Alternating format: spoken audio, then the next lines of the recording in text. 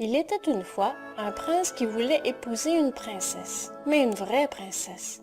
Il fit le tour de la terre pour en trouver une, mais il y avait toujours quelque chose qui clochait. Des princesses, il n'en manquait pas, mais étaient-elles de vraies princesses? C'était difficile à apprécier. Toujours une chose ou l'autre ne lui semblait pas parfaite. Il rentra chez lui, tout triste. Il aurait tant voulu avoir une véritable princesse. Un soir, par un temps affreux, éclairs et tonnerres, cascades de pluie que c'en était effrayant, on frappa à la porte de la ville et le vieux roi lui-même alla ouvrir. C'était une princesse qui était là, dehors. Mais grand Dieu, de quoi avait-elle l'air dans cette pluie, par ce temps? L'eau coulait de ses cheveux et de ses vêtements, entrait par la pointe de ses chaussures et ressortait par le talon. Et elle prétendait être une véritable princesse. Nous allons bien voir ça, pensa la vieille reine, mais elle ne dit rien.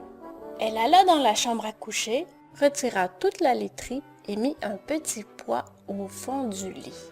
Elle prit ensuite 20 matelas qu'elle empila sur le petit poids et, par-dessus, elle mit encore 20 édredons en plumes d'eider. C'est là-dessus que la princesse devait coucher cette nuit-là. Au matin, on lui demanda comment elle avait dormi.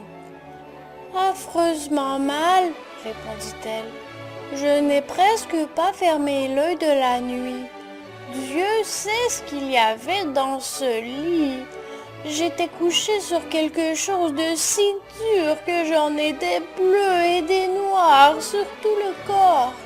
C'est terrible. » Alors, ils reconnurent que c'était une vraie princesse, puisque, à travers les 20 matelas et les 20 édredons en plumes d'eider, elle avait senti le petit poids. Une peau aussi sensible ne pouvait être que celle d'une authentique princesse. Le prince la prit donc pour femme, sûr maintenant d'avoir une vraie princesse. Et le petit poids fut exposé dans le cabinet des trésors d'art, où on peut encore le voir si personne ne l'a emporté. Et ceci est une vraie histoire.